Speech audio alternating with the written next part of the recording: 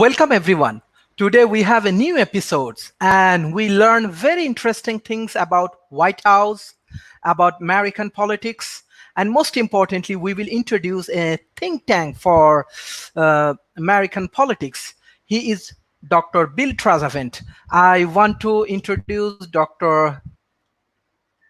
Bill. Hello. How are you? Yes, how are you? Yes, I'm Good, fine. Thank you. Yes. good. How are you today?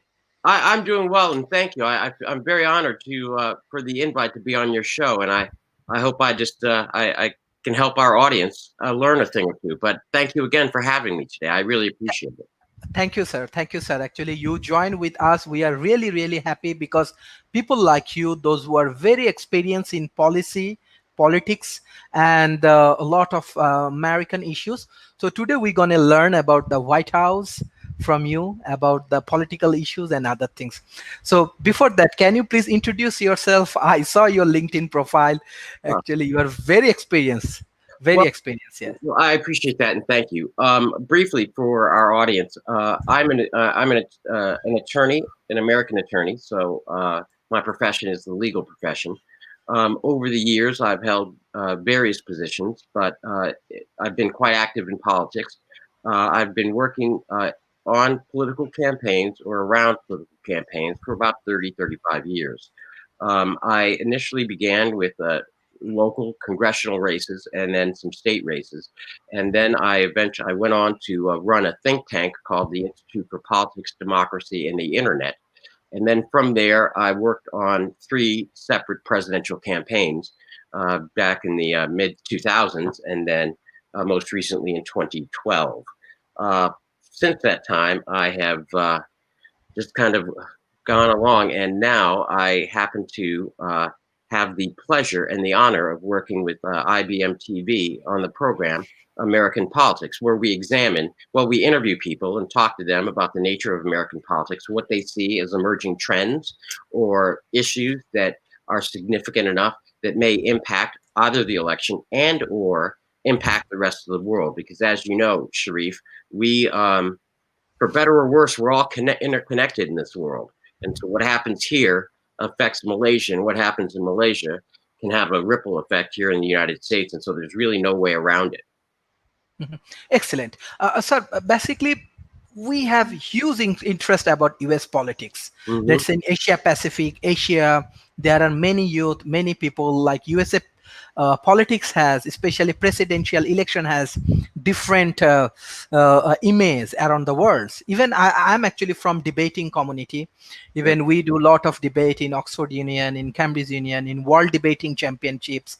So even from the debating community, Malaysia also get a very successful politicians, youth ministers, young youth ministers, previous Sir Sadiq Abdul Rahman, and many more things. I want to know about the American political cultures. Even you are running a think tank. Now, Hmm. how you work and what your advice for youth community? What do you want to share for them? Okay, I'll start with kind of the nuts and bolts of a think tank. I think these institutions, because there are a number of them here in the United States, some are specialized. Um, Look, our American politics are generally divided between two major parties. We have Democrats on the one hand, and we have Republicans on the other. And so there are some institutions or organizations that are partisan based. They either support Democrats or they support Republicans. There are others that are nonpartisan. Now, each of these institutions, they come up with ideas and they think of ideas about how to make the process better, or they come up with policy notions. Now, the think tank or the institute that I ran or that I was a part of uh, back in 2000, so that's 19 years ago now.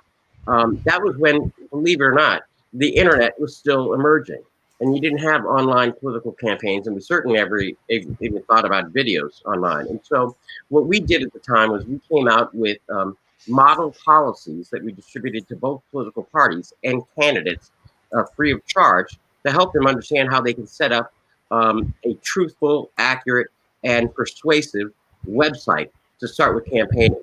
And we were on the forefront of digital campaigning in the age of the internet, as well as plans and how you go about fundraising, which we've seen now. Fundraising on the internet has just exploded in ways that we never could have imagined.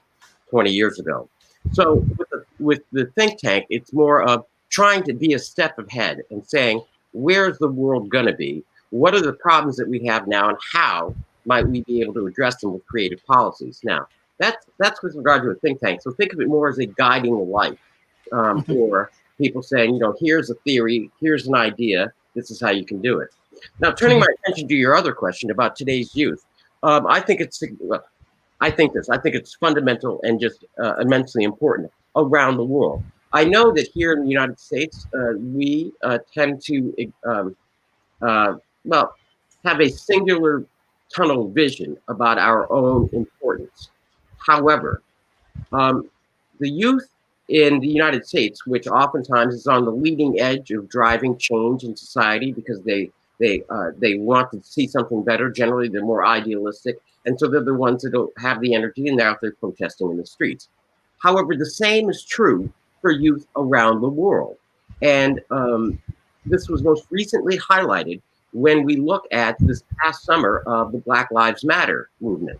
You saw an incredible number of young people, not only here in the United States, but around the world in countries where you didn't even think that there was an issue. And that was led primarily by the youth.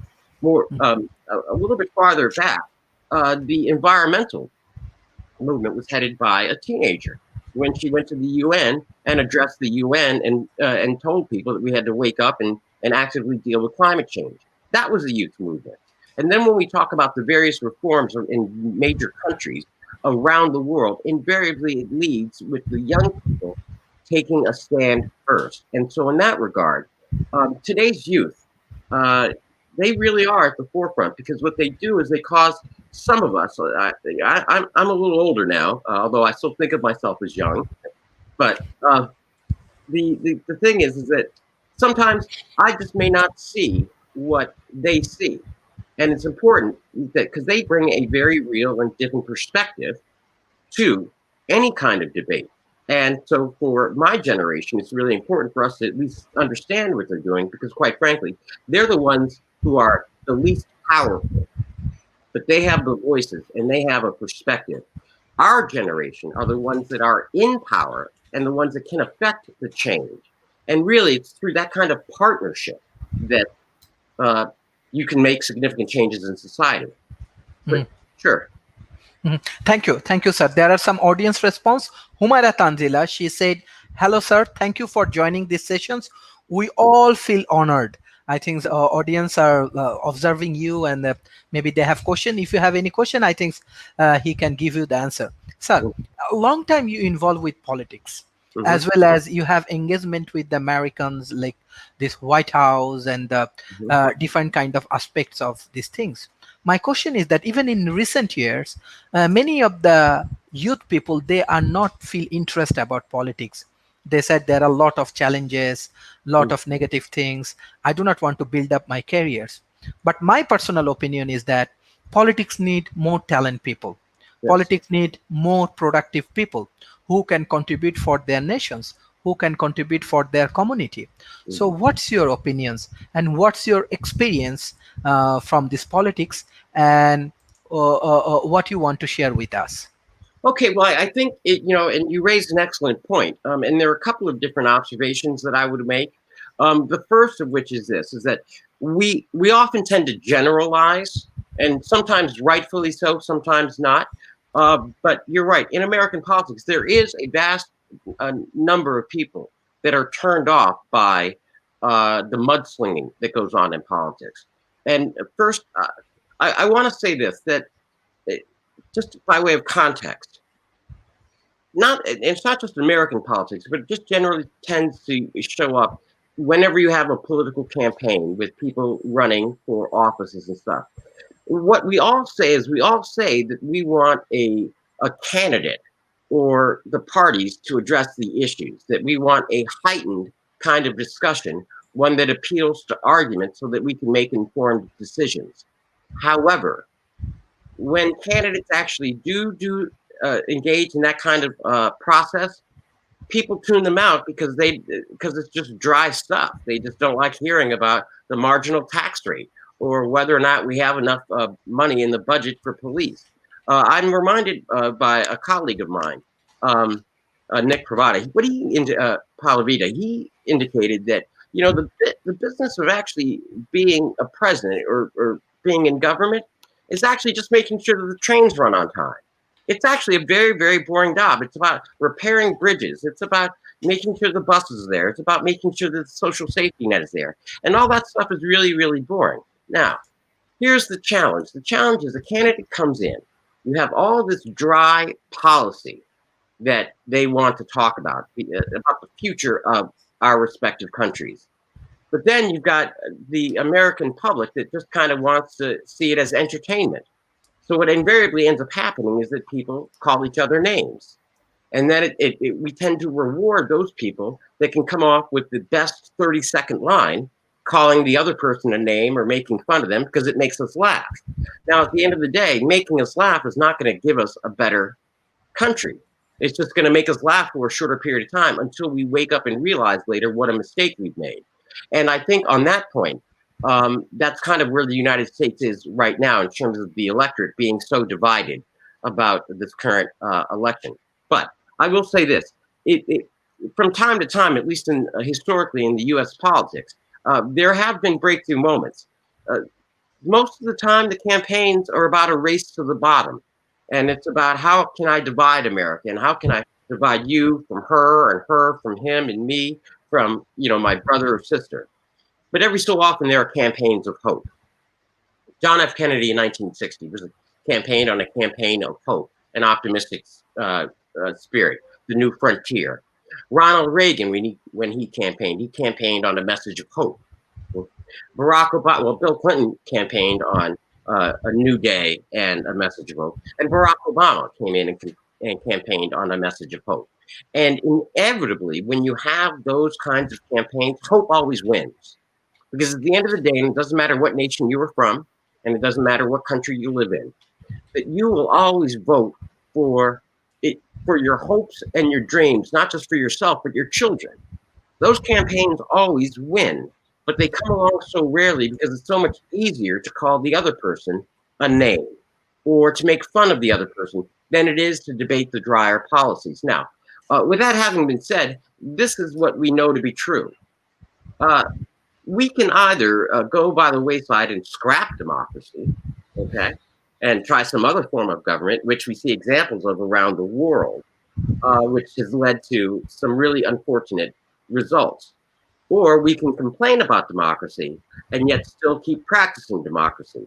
And the thing is that it's always easy to complain about something until you can find something better. And right now, democracy is the best option that individual nations across the globe have. And I'm sure this is true. You have football as in the world sense, which we call soccer, unfortunately, because we're just egocentric. But you have the various teams. And after the game is over, everybody can look back and say, "Oh, well, he should have passed the ball here, or he should have, done that, or they should have had a different strategy, or he should have changed the lineup." Everybody can be a Monday morning quarterback and a critic after they've seen what's happened. But it takes a lot of effort and strength and commitment by a citizen to be an active citizen in democracy, because at times it can be and is mudslinging. Sometimes it's funny. And oftentimes, all the time, it's very important. Excellent. Orpita Sneha Rajput, she said, beautiful session. I think they are very happy that you joining in World Talent Economy Forum. Mm-hmm. So I want to move forward. We want to learn more about White House story, how actually president campaigning move on. What's the pros and cons of the different candidate? Let's say we saw that Donald Trump's and Biden, they are competing for each other's. So can you give us some inner strategy and other things about U.S. politics? Yes, certainly. We can start with the incumbent president. That's Donald Trump. And what we have is first his appeal to the American electorate in the last election was quite surprising. He campaigned as an outsider, as someone who was not involved in government, as a sort of person, as a fresh set of eyes that said that he, based on his prior experience as a business person and real estate developer, could come in with a fresh look at how our government is run and make the changes necessary in order to make America what his tagline, "Make America Great Again." And in that election in 16, he was running against Hillary Clinton, who many people in the American body politic thought that she has been around. And indeed, she's been a veteran at the national level for almost 25, 30 years. And so so they were looking for something different. And that's what Donald Trump offered when he campaigned. And that's one of the reasons why he was successful. Now it's a different race where we are today. What we have is we have Trump, who's been in office for over 3.5 years. And we've seen what his campaign, what his governing style is. And it stands in stark contrast to how he campaigned last time. Last time he campaigned as a breath of fresh air. But he is governed in a kind of way that many people in the American, political body, they just see as chaotic. They don't know what his issues are from one minute to the next. And it seems like every single time there's always another issue or there's another controversy. And so there is a significant segment of the population that is just fatigued.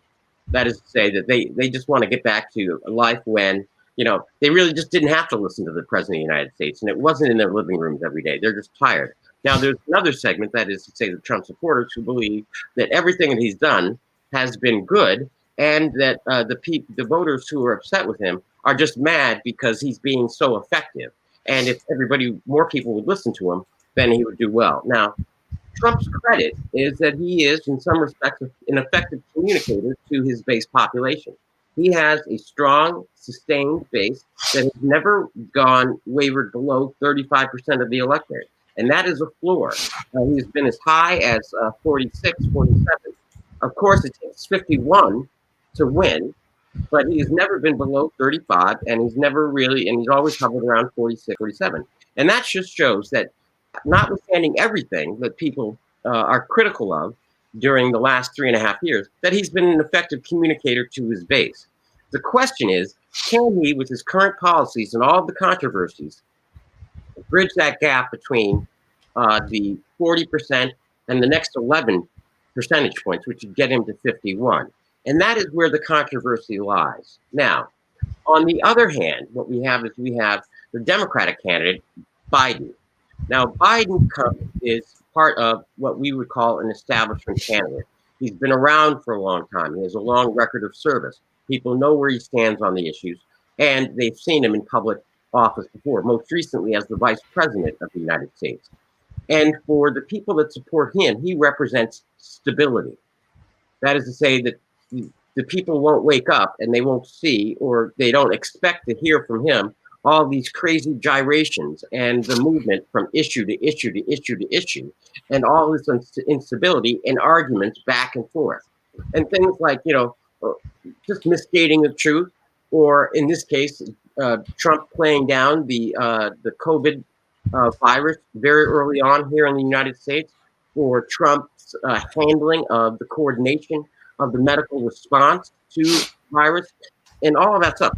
Biden is seen as more stable. Now, the candidates themselves, in terms of their policies, couldn't be more fundamentally different.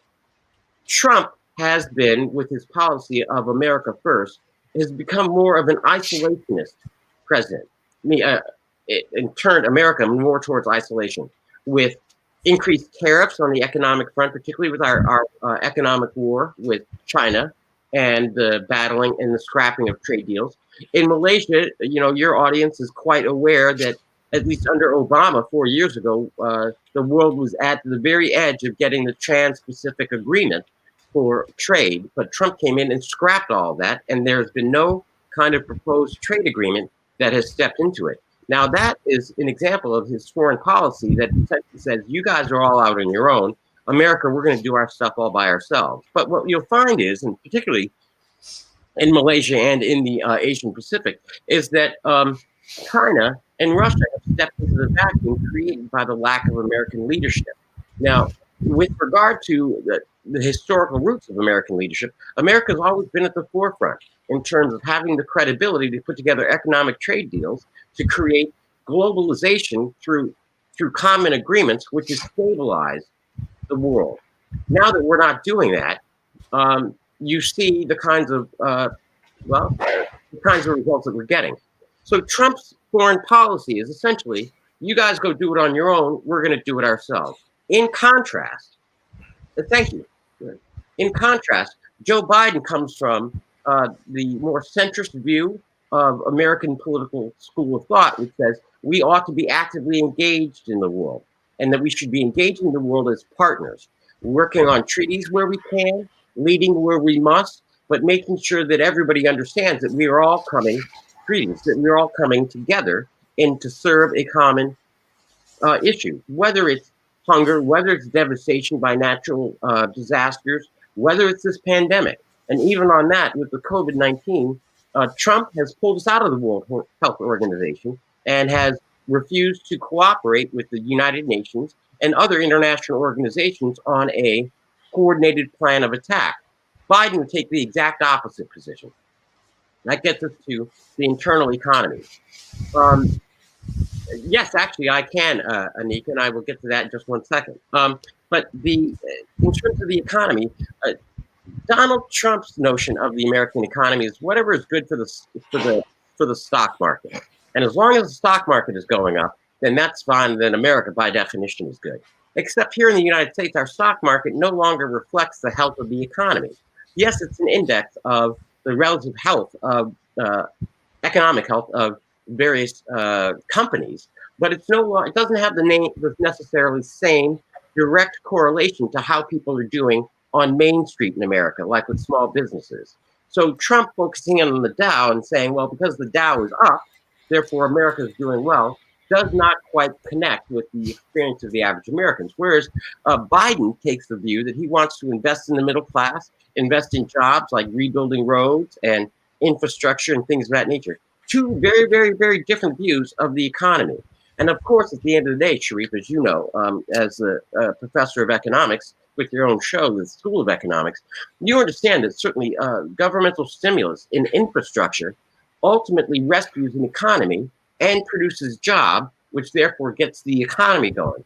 And the United States, for better or worse, which has the world's largest economy, if our economy does not get back on track, it's going to make it a lot tougher for other nations to kind of get their economies back in order. And if the United States cannot stabilize our foreign economic trade relationships, it's going to make it a lot tougher for the world to get back on track. And so fundamentally, we need to, at least in America, we have an affirmative responsibility, not only to ourselves, but also to the rest of the world to fix our economy so that we can then help, get out of the way of the rest of the world so they can fix their economies. Now, and if I can take a moment and answer the question about the White House, may I? Yes, definitely. Actually, there are very good response from audience.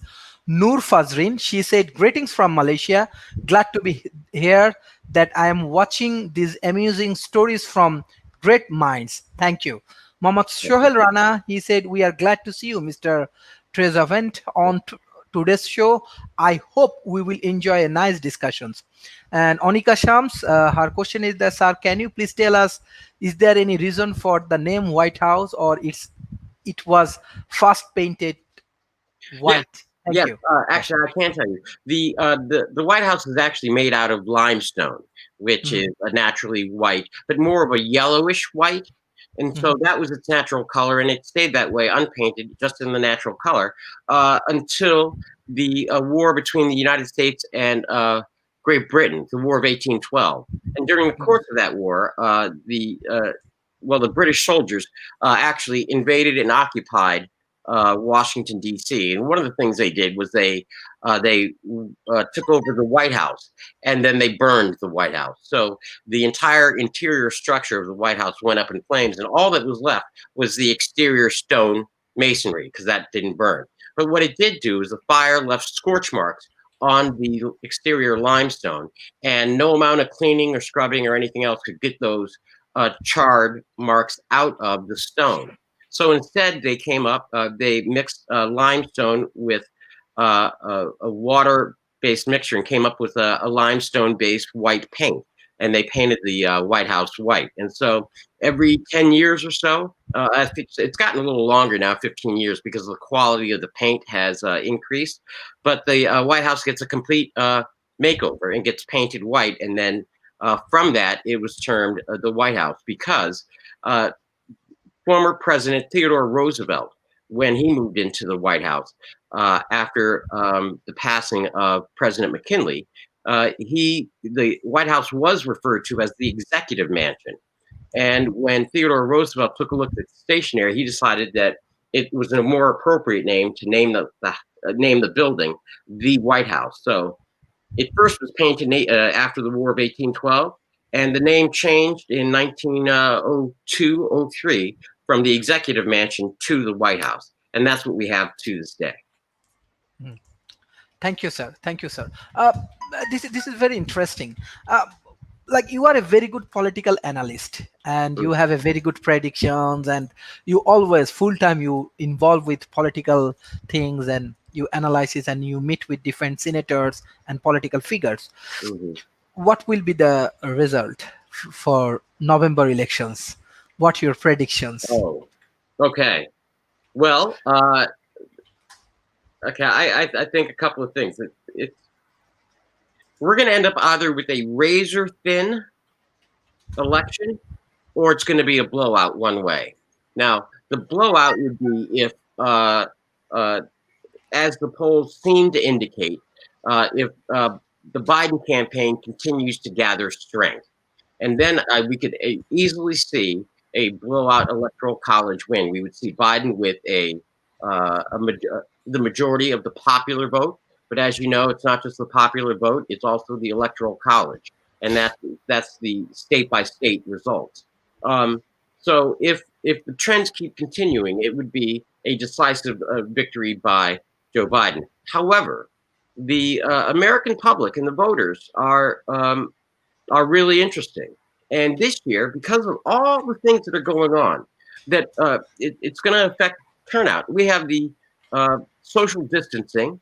We still have the COVID pandemic. Most people are trying to vote by mail. Those that are not are worried about where they go in person to vote and whether or not that's actually safe. And even those that are voting by mail, there are a number of arguments over whether or not those ballots will be counted. Essentially, this year, it is going to become, it is, I should say, in the next 35 days, because we only have 35 days left of this. Well, till the election. We have more weeks after that with the counting of the ballots. It's going to come up to what we often call here in the United States as the ground game, and that's also referred to as the turnout. That is like going door to door and getting people and making sure that they've actually voted. And that is first what campaigns like to do. What they do is first they want to target the individuals that they know are their supporters. And the way they figure this out is they make phone calls, they send surveys, and then they get email responses. And there's a whole bunch of data mining that they do in order to identify the political persuasion of particular voters. And then once they have them, either in a support Biden or a support Trump or a lean Biden or a lean Trump or an undecided, then what they do on election day, or when states have early voting, they vote. They target those people that they've already identified as their supporters, and they just try to get them out so that they win the numbers game. Now that is obviously been upset a bit because of the pandemic, because of the mail-in ballot, because people aren't generally familiar with nationwide how to mail in the ballots, because most people do just go and vote in person. This is the first time on a mass scale that America is going to hold a national election with predominantly mail-in ballots. And so there are a lot of small, simple rules to that, like where you sign your name, what day is it mailed, which envelope you put it in, and that could trip a lot of people up. So that's going to be unusual. So if the turnout on both sides are down, then it's going to be a close race. And at that point, it's going to be anybody's bet. But if the turnout is large, a large turnout seems to, at least as the polls indicate, favor Joe Biden. One of the tea leaves that we can read right now is that generally speaking, and this is why you'll understand, and your audience will understand in a moment, why the two candidates have taken different positions on mail-in ballots. And that is because the polls have shown, and the research has shown, that those people that are opting to mail in their ballots, they generally tend to be supporters of Joe Biden. those people that want to vote in person generally tend to be supporters of Donald Trump. So Donald Trump is taking the campaign and saying mail-in ballots are bad, that they're corrupt, and that people shouldn't use them, because he wants to create a whole bunch of confusion so people are scared about mail-in ballots. Because he's figuring that these people, if they don't vote by mail-in ballot, they won't show up to the polls. So he's trying to discourage what everybody seems to believe are Biden supporters. Now, Biden supporters, on the other hand, and the Biden campaign is encouraging mail ballots. And so they are really, really focused in on in each one of these states getting out the vote through mail-in ballots. And so that's another indication of one way to understand. And again, what's at stake is really the future course of the United States. We're talking more isolationism or a global partner. We're talking a domestic economy that's built on infrastructure, jobs, and the middle class, or we're talking about a domestic economy that's just pegged to the Dow and the stock market with no relationship to real world experience. We're talking, continued isolation with a wall on the southern border, or comprehensive immigration reform. The two visions of America couldn't be starker, and that's really what is at stake. Now, I tend to think that most of the Republicans believe that Trump is going to lose. And one of the reasons for that is that you could just see it in their actions. They are doing everything they can to distance themselves from Trump to the best they can. They can't completely abandon him because he is their Republican nominee. But, for example, yesterday, when the news report broke over the weekend in the New York Times about Donald Trump's tax history, you heard outrage from all sectors of the American society, public, private, politicians. There was one group of people that you didn't hear from expressing any kind of outrage. Those were the elected Republican officials, because they didn't want to be involved in it, because they know it's bad, they see it's bad, but the only way they can even comment on it is to say have no comment whatsoever, and then suddenly, they are not available to talk about it, to discuss it, and they have no comment. And yet these same elected Republican officials, the members of the president's party, are front and center answering all kinds of questions about the Supreme Court nominee. And so you have to ask yourself, do they have an opinion on the Supreme Court nominee by Trump? Why don't they have an opinion on what the investigation revealed about Trump's taxes? So, and oftentimes when you see a winning candidate, people flock to a winner. And if they think somebody's going to win, everybody wants to get on the bandwagon. It's just like when what we call soccer, you call football. When a team is winning and you're going to the World Cup, all of a sudden the fans, you just see all these fans come out of nowhere, and they're all suddenly for this team. And you wonder, well, where were these fans when the team was losing for so many years, But so that's what we kind of begin to see. And I'm sure it happens in Malaysia.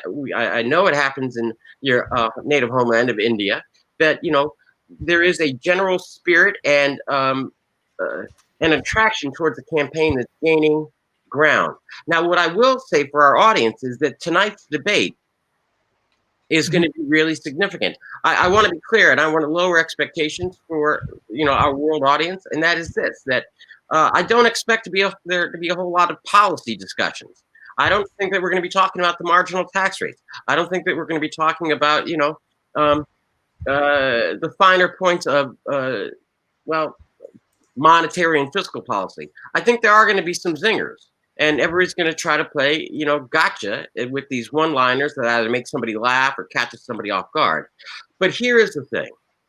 The American people and the world is going to tune in, because we can't help ourselves, one. Two, and even though we don't think that we're going to get the kind of policy debate that we often lament and wish for, then what we do end up seeing is we get a kind of glimpse of the character of the person. And now, with everybody still at home because of the COVID pandemic, more people have nothing to do but watch the debate. And so that is going to be significant. So I expect a very, very large audience, not only here in the United States, but also worldwide. And the fact that, here's another thing for our viewers, and that is simply this: that Trump has his base, about 30 to 40% of the American population. Biden has his base, about 30 to 40% of the population. They are fighting now over the middle 10%. And increasingly, it is shown that middle 10% has just about made up their minds, given everything that's gone on right now. And so tonight's debate, I know that we have 3 debates scheduled, but tonight's the first debate where we'll see each of the candidates on stage, side by side, uh, and we'll be able to eyeball them for 90 minutes. And I suspect that those people that are still undecided are just going to pay attention to this one debate, and then I think they're going to make their decision, and then we just have to get through the next 34 days. So, Uh, yes. Thank you. There are actually many response from audience. They have many questions. Hosne Arafetdos, her question is that, sir, what is the philosophical aspect of White House as international political diversity? Oh, I think Trump's answers and actions are quite clear. I think that he favors certain countries that happen to be of non-color, and then I think he looks down on nations with people governed uh, by people that are black, brown, Indian, and it's really not that far of a stretch because very early on, and I know everybody's already heard this quote already, when Trump referred to many African nations as blank whole countries.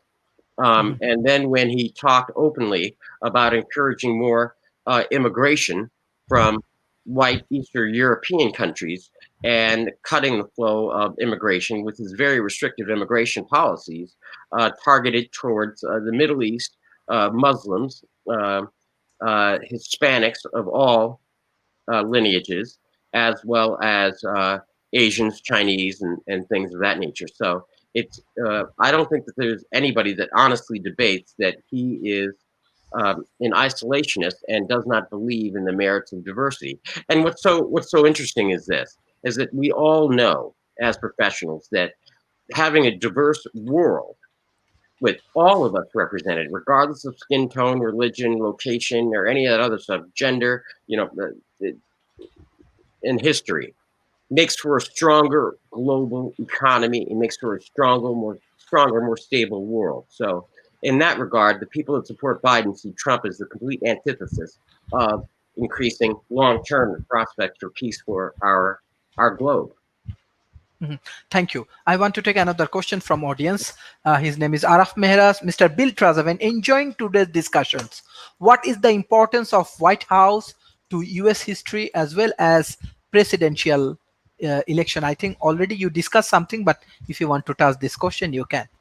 Okay, well, interestingly enough, I mean, just the White House as a symbol is easily one of the most recognizable symbols around the world, and in that regard, it stands for an idea, and it stands as a singular focus where everybody can go, and they all have their aspirational notions of the White House. But that has largely historically been as a result of the so far men, but maybe in the future a woman occupying the Oval Office, and that is to say that when America has when presidents of the United States have made decisions to help the world, everybody is focused on the White House as a beacon of hope. So there is a symbolic nature, a visual nature for the White House, and it's both in times of crisis and times of prosperity and peace. So the visual link alone, I mean, it's no different than, I guess, is it the Kuala Lumpur towers that are in Malaysia? Yes. Yes, okay. Yes. That is a symbol that people see and they say, I know exactly where that is. Or the Eiffel Tower in Paris, okay, or Big Ben in Great Britain.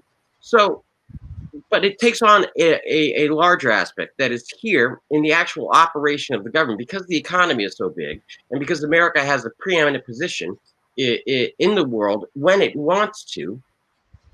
That White House is a singular focus of the world's hopes and dreams. If there's a conflict, then some parts of the world look to the United States, and specifically they look to the president and they look to the symbol of the White House to see where America is going to stand on the issue. And you cannot underestimate both the actual authority and the implied authority of having that. Now, the White House has been the setting for any number of humorous events in political life over the course of its existence. One fact I will share with your audience is this: is that the first president who lived in the White House, the actual White House, was not George Washington. It was John Adams. The Mhm. White House was being built during George Washington's presidency, and he actually lived in New York, because that's where the federal government was headquartered until Washington D.C. was planned out and built. And it wasn't until John Adams. And when John Adams showed up, they had all those fireplaces in the White House, and he still called it a cold, drafty uh, building. But Mhm. now everybody wants to live there. I'm sorry. I hope that helps. Mhm. Yes, very interesting. I want to go to that direct. Like you come up with a different idea of White House, even the political situation. What will be the future? Actually, America is a biggest economy, and they actually nurture democracy and these things very well. Even the different countries, different developing nations, they also learn democracy from USA. But my question is that in the COVID situation, how we observing that maybe there are different role government has to play right now. Government has to be more responsible for their peoples. Government has to be more helpful for their nations. But on the other hand, uh, globalizations and the democracy, uh, I think that they are actually making more powerful these different kind of corporations, different kind of big companies. They become more powerful in the in country like USA, even different country developing nations we are finding. So what will be the future of globalizations, and how people will cope up with this democracy and this kind of things? What will happen actually next few years? What your prediction? Because you are a think tank, you have a different ideology and analysis for politics, globalizations, economy, and many aspects. Okay, I think you raised three very important points, and I will try to address them quickly and get to I think, what is the major point, which is what is the interaction between globalization Mhm, and potential monopolies? Because that's mhm, really where and I'll address that next. First, I want to talk about the current your first question about what level of help, what role the government should play in helping individuals during this economy. Now, as you know, that's generally referred to as expansionary fiscal policy. That's where the government steps in and starts to buy things and do things and put people to work in order to get money in people's pockets, so they then start buying stuff. So then companies start producing stuff, and the economy gets jump started.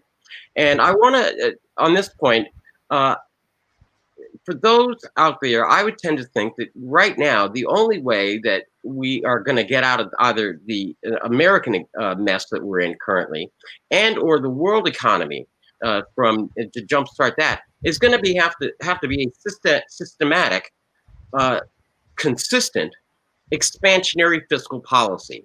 And what I want to just kind of compare it to, for the purposes of our audience, is we have to think about World War II, and and the and at different points in time, but like the end of World War II, when Europe was devastated, we had the Marshall Plan for Europe, and that was that America loaned money, and that the countries used to then buy products so that the companies could then rebuild their economies to get those economies jump started. Only a centralized government with an expansionary fiscal policy could undertake um, such such an effort. And likewise, because of the scope of that devastation from World War II, I mean, it wasn't overnight. It took years for all the various economies around the globe to ultimately become stabilized. But that was only from with the heavy lift of the United States government and then other governments around the world. We are in that same kind of economic situation now, except it's no one country can do 100% of it. It has to rather be a result of an international partnership and an understanding where the G8, the G10, the G12, they come together and they say, okay, this is how we're going to be looking at international economic policy, at least for the foreseeable future, in order to get all of the economies up and running and back on track. So that's one. And I think you're quite right. And the need is so prevalent that, and I also suspect that what we don't hear from our various governments is um, how precarious the American economy is right now, because it's sitting on a precipice, and that's why nobody even blinks an eye about passing uh, funding another $2.2 trillion plan. Because at that point, we will pump $5 trillion into the American economy, and we're still not seeing the kinds of results that we think we need to see. And I believe that is a clear indication of why our economy is in far worse condition than what's being announced. Now, the increased danger that you raised with your excellent points was this: is that because that analysis indicates that what you need to repair foreign global economic relationships. You need Mhm. a partnership. And Mhm. so that each country brings their strengths to the economic table and then we work in cooperation with everybody. And the answer to that is yes. And that does help emerging democracies. It helps those countries that are changing from some other form of government to to a democracy. And it even helps those countries with mixed governance, say, for example, like China, which is a centralized managed economy with some aspects of capitalism. But all of that tends to lift all the boats. But the question that you get to, and it's particularly important because we don't know what the rise of these increasingly singular major companies are. We call them tech giants. So you have Alibaba in China, you've got Amazon here in the United States, you've got Google, you've got Microsoft, you've got Apple, and these companies are essentially nations with their own gross domestic product, and they are able to move from country to country within the border, taking advantage of various uh, tax codes. And the question, at least here in the United States, is one of what is the role of antitrust going to be? Currently, the Justice Department has begun to kind of explore those issues of how big is too big.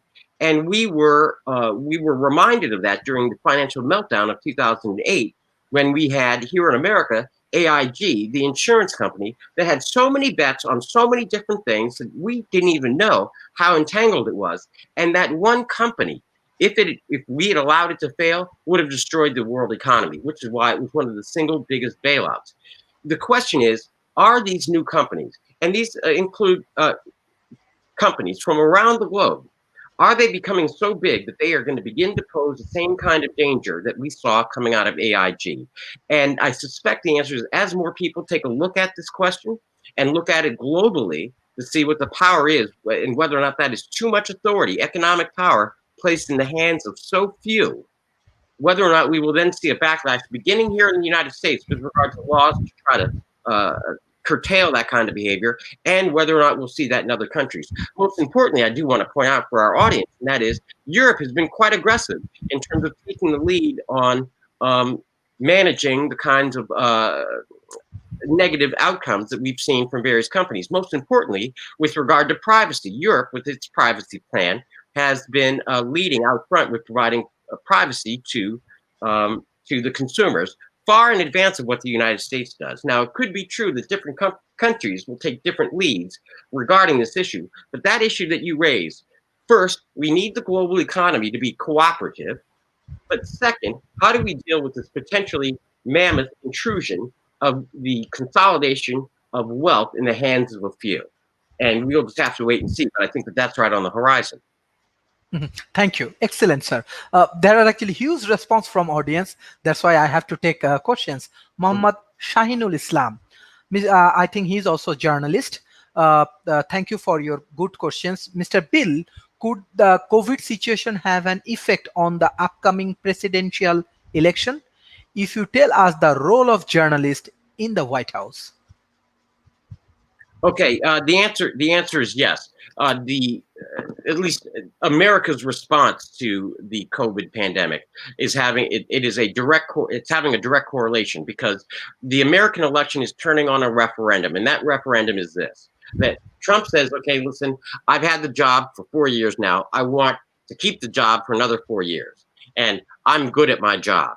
Well, everybody's saying, well, if you're so good at the job, why do we have over 205,000 people that have died? Why is it that we still don't have our economy back? Why is it that 30 million people are out of work with no end in sight? Why is it that everything seems to be in shambles? Why is it that people don't have the money to pay rent? Why is it that the government can't pass a comprehensive relief package to help those people that need it the most?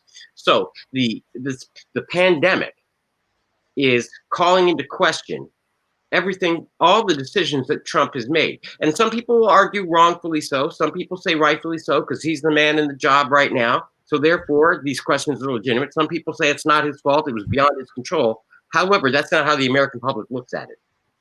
Whoever's in the White House is the one that's responsible. And the pandemic hit on his watch, and we've all seen now for 9 months how he's dealt with that. And so I would think, depending on tonight's uh, debate outcome, to answer the question succinctly, the COVID-19 pandemic and America's response to it domestically is probably the single most motivating factor with people when they are casting their vote about whether or not to reelect Trump to the presidency.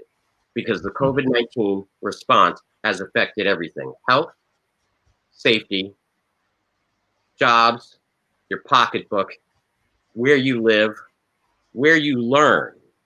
Everything is right there. And if it's a referendum on Donald Trump and the majority of people think that he's mishandled this crisis, he will not get reelected. Thank you. Sharita Sharma, I think she's from India. She said, and Dr. Sharita, patent discussions. I think many people actually observing today's discussion. Abiyaz Mustain, he has a specific question. Sir, does the White House traditional rules change, or does everyone change according to presidential wish? So, what do you want to say? Yeah. Okay, that's a very interesting question, and it's an excellent question, because there are two. Let's think of it two different ways. One, the actual rules that are written down in terms of the operation of the White House are pretty, pretty straightforward, and they're not really complicated or anything of that sort. It's rather that it has become a matter of tradition that has just been followed over the course of time, so that whenever there's been for example, the president's press conferences. We didn't always have press conferences. The first press conference that was held by an American president was actually President Eisenhower, and that was towards the end of his first term, and that was in response to understanding the emerging development of the television. Prior to that, the president would just give off-the-record discussions by inviting newspaper reporters into the Oval Office, talking with them for a while. And Franklin Delano Roosevelt was notorious for that. He always loved to have the journalists in, so he could just talk to them for hours at a time off the record, and sometimes on the record when he was trying to make his point. But we saw that with Franklin Delano Roosevelt when he started with the radio. Now, since that time, all presidents have adopted the press conference, and they do radio things, and so that's just a matter of custom. And so what customs and tradition, while they are not mandated, generally have not changed significantly until we saw this current administration, at which point in time, I get the administration essentially asked, well, why do I have to do that? And if I don't have to do that, why do I want to do it? And so then when the current administration said that they weren't going to do it, there was nothing that anybody could say that said that you have to do it, because it was merely being observed as a matter of custom. Now, the second part of the question is, can those things be changed by mere presidential wish? And in the majority of instances, yes, it can. You can change how the presidency operates, its organization, its structure. There are certain things, though, that you can't do, and that's to deal with complying with the law, reports that you have to deliver to Congress, the fact that you have to attend oversight hearings and you have to disclose budgets and things of that nature. Those things are all set as a matter of law. But all of the pageantry and the pomp and circumstance that we're normally accustomed to on television or when we see elections, all of that stuff is merely a matter of custom and not mandate. So it can change at any time. Excellent.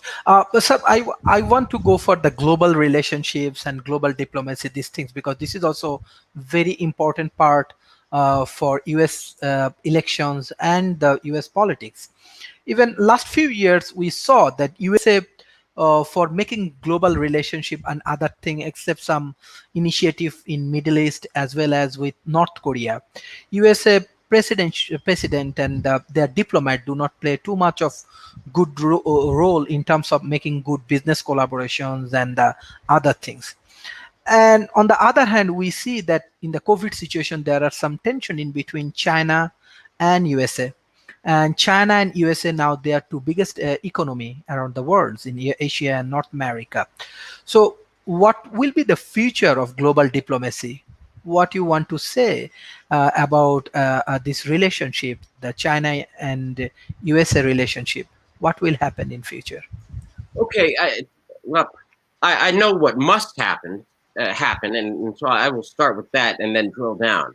And what must happen is that we're going to have to, both sides, both China and the U.S., are going to have to figure out a way to get to a better economic relations and diplomatic relations because there's so much at stake. In the Pan-Asian portion of the world, there's everything. There's security, there's economic trade, there's development, there's stability in the region. Not to mention just the natural things that occur every year: natural floods, disasters, and other kinds of crises. But you cannot have the world's preeminent economies constantly at an economic war because that there's just no way to sustain that. Now, understanding that that has to happen, the question becomes, how do we get there?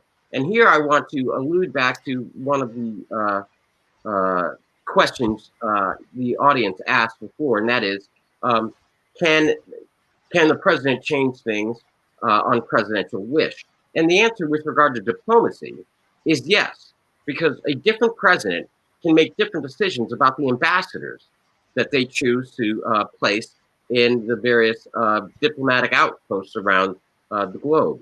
In addition, the president can change foreign policy. While it can be true right now that we are in this economic Cold War and this tariff war with China, if, say, Biden were to be elected president of the United States, he could easily take a different approach to that. And some believe that he would, since he was instrumental in part of the process with former President Obama to put together the Trans-Pacific Trade Agreement before Donald Trump squashed it or scrapped it. So the thing is there that I know what must happen, and what must happen is that we have to work together, not just to save the world economy, but to save the individual economies.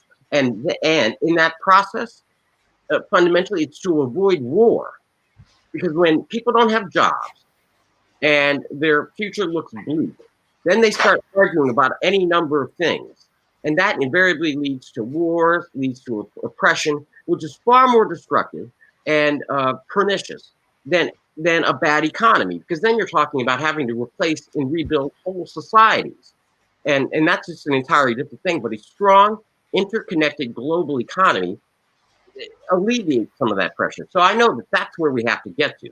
The question is, how do we get there?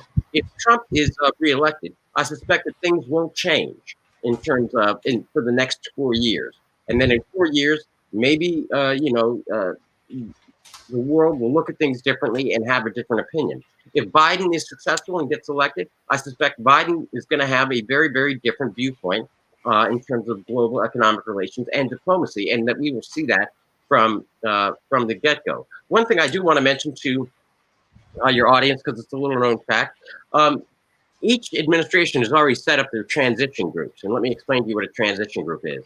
As we get closer and closer to the election, both candidates get briefings from all the major agencies in the United States, and get briefings, everything else. And they set up these, what they call the transition committees. And it's a group of people, say, for example, with Biden, it's a group of people that are there who are soliciting and getting resumes to begin to put together people that might be on the list of potential appointees that Biden might make when he first comes into office after he's sworn in on January 20th. And the Trump campaign has a transition team as well. So that work is going on right now. And oftentimes, if you want to get down into the nitty gritty, you will follow what transition committees are doing and who they're interviewing, because who they're interviewing and who they're talking to is an indication of what leaders they're going to be putting in place should that candidate win.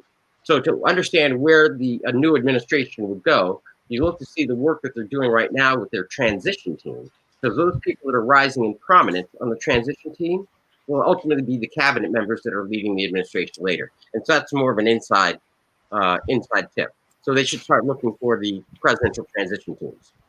Mhm. Thank you. Bart Ola from Sweden, he said, nice talk. And I think everybody enjoying today's sessions. Uh, sir, but I want to move to with the other points. Let's say World Talent Economy Forums, we are trying to work with many youth community in Asia Pacific and even in Africa and other community. We are trying to involve with many community. Even whatever you are discussing, we will promote as much as possible. But my question is that you are running a think tank. You have a lot of experience. You have a strong engagement in politics, and you have a very good branding that you are a honest politicians and Mhm. different things you have. You are a very experienced guy. What your advice for youth community for be a good leaders? How they build up their leadership quality? How they can serve for their nations? How they can serve for the global community? I, I think this. I think each person is different, and Mhm. everybody brings their unique talents. Um, I think that for any young person that seeks to serve, either in a local or regional or national or global level, um, I think that they should play to their strengths and recognize that cooperation and teamwork always works out in the long run, because not any one person can do it all. You can't, Mhm. because everybody has different skills, different attributes, and I like to think of it this way: leadership. Oftentimes, people celebrate. There's one golden leader. He's the one, or she's the one. But that's often not the case. It's rather the person that is has put together a team of people that can work together and celebrate each one's individual differences, but have them working on the same team. And I like to use this analogy. Uh, we all have, I mean, from time to time, we've all seen quilts. Now, quilts are just made up of smaller patches of material. And sometimes the material is different because you got a different piece of material that's a checkerboard and you got one that's like, stripes. But when you sew each one of those pieces together, ultimately, you get a very large blanket, and that's a quilt. And so it is diverse, it is colorful, but it accomplishes that which the individual pieces could not do alone. They bring you warmth, they bring you stability, and it provides safety.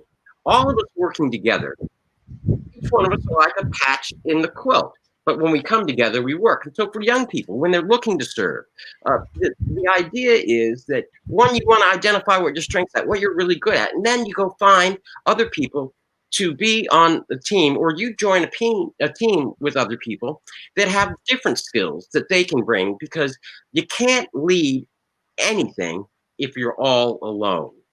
You can lead with a team, but you can't lead alone. And so, really focusing in as they want to serve, focusing in on what they're good at, and then working on their communication skills, and then building a team and moving forward with the collective good. I think that will hold many of them in good stead. That, and understanding that having a good sense of humor, Mhm. you'll live a nice long time. And you'll see a lot of things, and then one day you'll be on television talking to the youth and giving the same advice, I hope. Mhm. Yes, thank you. This is really, really interesting sessions and come up with a lot of idea. Can I take few of your more minutes? I know you are very busy person, Yeah, but I have a few more moments. Sure. okay, thank you, sir. Basically, like example, you work with Obama foundations and many many interesting places and policy dialogues and other things. What your advice for developing better policy? Because in developing nations, they are struggling with good policy, and good policy is a part of good politics. So, how you want to encourage this intellectual community to build better policy and the political parties to build better policy for their community or for their countries? You see that? Look, that's an interesting question too, because it presents a dilemma, and this is the dilemma. If in democratic countries, because first I just want to begin by suggesting that the root that the issue that you just highlighted is not exclusive to developing nations. In fact, it exists and persists in what we call so-called first world nations as well, and that is, getting the right policy that has the greatest good and makes the most sense into into society and executed on and implemented. The, so that's a challenge for all the countries. But what we find is that the problem is the same and the challenge is the same. Political leaders don't necessarily have a vested interest in running campaigns and getting elected on good policies, because policies do not grab the attention of the voter. So they are motivated by maybe shock politics, gotcha moments, and things of that nature, because they are putting on an entertainment show. And then the challenge then is that you've got all of these people that have been thinking and working hard for a very long time on very specific policies and issues to address problems around the world. And then the disconnect is you can't get the policymakers to talk to those individuals that have been elected and get them to seriously put into place some of the policy recommendations. And you see it all the time, a fight between policy and those that are elected. And what I would say, and this I think touches upon the earlier segment notion of what we say to our youth. As a future leader, you want to serve and you want to get elected, because eventually, if you don't get elected, you can't implement the policies. But remember that the whole purpose of getting elected is to then go find and implement the policies that your nation needs. And if we could resolve that conflict, because oftentimes where we see it break down is when a person runs and gets elected and then ignores policy. And then the question becomes, what was the point of running and getting elected? Was it just so they could embezzle and steal the coffers, as many leaders have done? Was it that it was just purely for family gain, as we've seen examples of throughout history? Or were they really trying to do something for their country, to lift their country up in one, heavy lift and get elected and then begin to incorporate policy that was actually going to help the nation for generations to come? But that's the root, and that's the inflection point of the conflict. One, getting people elected who will then adopt the policy. And I can tell you, it's always interesting, because sometimes people make fun of policy analysts and things of that nature. The UN is a great repository for study on any kind of problem, and there are reports, and there are prescriptions, and there are policies. You have think tanks, not just in the United States but around the globe, that have addressed just about every single kind of global issue that you could talk about. And that goes from economics to social disorder to the environment. And the question is, how can you get somebody to actually open it up and read it? And the only way you can do it is by supporting people in office who, you understand that they have to get elected. But once they get elected, the hope is that they would be serious enough about what the actual policies were. And those people are few and far between, but eventually, oftentimes, we do get the right person at the right time. But you're right, it's a challenge. It's not just the developing world, so I wouldn't single out the developing world. In fact, if anything, America is the biggest example of this foolishness going forward, because you would think that with everything that we have, all the benefits that we have, first world nation, the largest economy, the smartest people, the universities in the world, you'd think that we'd be able to figure out how to get ahead of this pandemic and how we could stabilize our economy. And yet, at the end of the day, we're still fighting over stuff that's meaningless. Excellent. I want to take a last question from audience, Mohammad Shohel Rana. So there used to be a lot of easier about global business, but now it does not seem to be changing much rapidly. What's your opinion on global business and in this pandemic situation? I think that the nature of the global business has changed. I don't know that it's ever going to go back to a time where it was before. And I'll explain to you, my rudimentary observations on this point, and that is this: that up until 4 years ago, we had a collective worldwide notion that we are all going to work together, and that in some places, America was stronger, so America would lead. Other places, other countries were stronger, so they would step in and handle things. But it was more cooperative, and that kind of esprit de corps affected the viewpoints of people in business making decisions. They were looking for partnerships. They were looking to reduce barriers and tariffs and trade regulations so that they could enter other markets with other nations coming to the United States, the United States companies going to other countries. When Trump changed the dialogue from a we together to an America first, that caused a reaction in other countries where they began to say, well, we are going to start to look out for our own interests. And that set up a different kind of collective thought, because then as that trickled down, it goes from politics and then it goes directly into business. The heads of the companies were thinking, well, now I've got to start to think about what's good for my business. And an important example of this is that in the first year of the Trump administration, the tax plan was passed, which gave a tax holiday of sorts to major American companies where they could take profits that they were holding overseas because they did not want to repatriate them to the United States because the marginal tax rate on those return funds were going to be so high. So we passed a tax bill saying, okay, rather than spending 20 cents on the dollar for every dollar you bring back, we'll allow you to just pay 5 cents on the dollar. So they were saving 15 cents. Now, they were dealing obviously with billions and trillions of dollars. Well, the thought was that we do that for companies like Apple and Microsoft and things like that, those types of companies. They would come back, and that money would then, they would use to reinvest in their companies here in the United States and create jobs. Well, that didn't happen because what they did was they brought back some of their money and they just parked it in cash because they said, we don't know what's going to happen because this Trump administration is going alone. We don't know if there are going to be trade wars. We don't know any of this other stuff.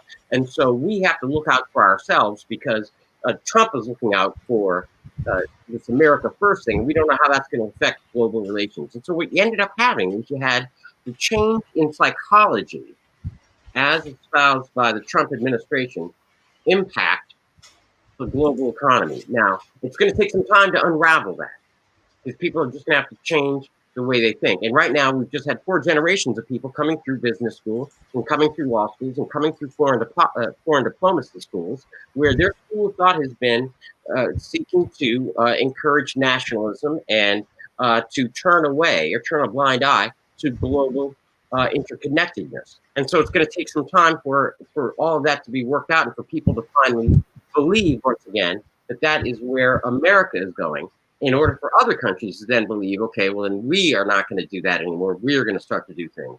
But I think what's happened is that it's been retractionary because of the culture and the mood that was set when America turned away from international globalism and turned inside itself, which isolation never works. Isolation led to World War I. Isolation was also pursued at the beginning of World War II, and we were dragged into World War II.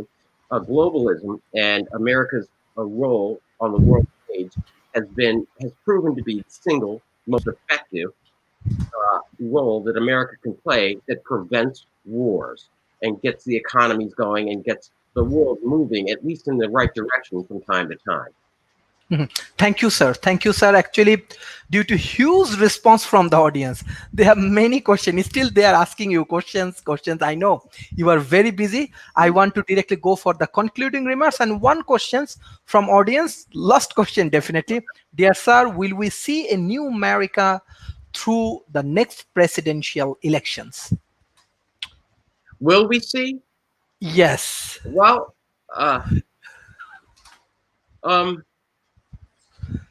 I'll go out on a limb. I'll say, yeah, I think that the odds are that Biden is going to win this election. And what I do want to say to our audience is this, is that you can't expect too much overnight. There's been a lot of damage done over the 4 years across the spectrum. And 4 years goes by like a blink of an eye. But I think that the odds are that Biden is going to win the election. I think that we're seeing those trends. We'll know more and more. What I'm really interested in, what I think our audience should take a look at is after tonight's debate, we should give it about 3 or 4 days and watch the first set of polls that come out after the debate this evening, and then paying particular attention to the swing states. And we have a program on IBM TV called Swing State Stories. And, paying attention to those initial polls about the swing states just after this will tell us a lot about what we're likely to see. And remember, Believe it or not, it is only 35 days left. Now, I know that the American public, this has been, they can't remember a time when the world wasn't like this. And I know that they suffer from fatigue. But I think at this point, everybody knows that the election is on November 3rd, and they can't wait to get to it and get it over and done with, and then move forward. But I think we'll see a new president. And that point, I think we will begin to see new policies from the United States. And then we'll just have to wait and see whether or not that good faith that may be extended by a Biden administration is reciprocated by other countries, or whether or not other countries are still unsure and not quite trusting of a new administration, so that they will want to take some time. I suspect that the Chinese government will take some time because they are notoriously cautious and deliberate in their foreign affairs. And so they would want to see substantially more progress to actually finally indicate that the Cold War with tariffs is actually over before I think that they would begin to structure any deals. Mhm. Excellent, sir. This is actually very good discussions about the White House, about American politics, about policy, and especially you gave a specific guideline for the youth community, how they can build up their leadership quality, how they can grow, and how globalizations can help us to grow together. This is the way actually World Talent Economy Forums, Asia Research and Development Institutions, and Al Noor Academy, Sarhadia Barhad, we are working together. We are trying to build up a better intellectual community. And if we can build up a better intellectual community, Mhm. those who can change a lot of things and those who can help to build up our nations together. So this is our objective, and hopefully in the future we're going to invite you more. I, And yes, and I know that you run a very interesting show in IBM TV, like mhm. American politics and swing voters and the Supreme Court issues, many interesting things you are running right now. So definitely our audience gonna observe the shows and they can learn more about American politics and global diplomacy. Thank you for your valuable time and everything. Thank you, Sharif. And it's always a pleasure to see you again because, you're one of my favorite people in the world, and your audience should know. One of the smartest and one of my favorite people. And I've learned so much from him over my time at IBM and through his School of Economics. So thank you, everyone, for tuning in. I hope my observations are at least helpful to you. And I look forward to seeing you again, Sharif. Thank you, sir. Thank you, sir. All right. Thank you.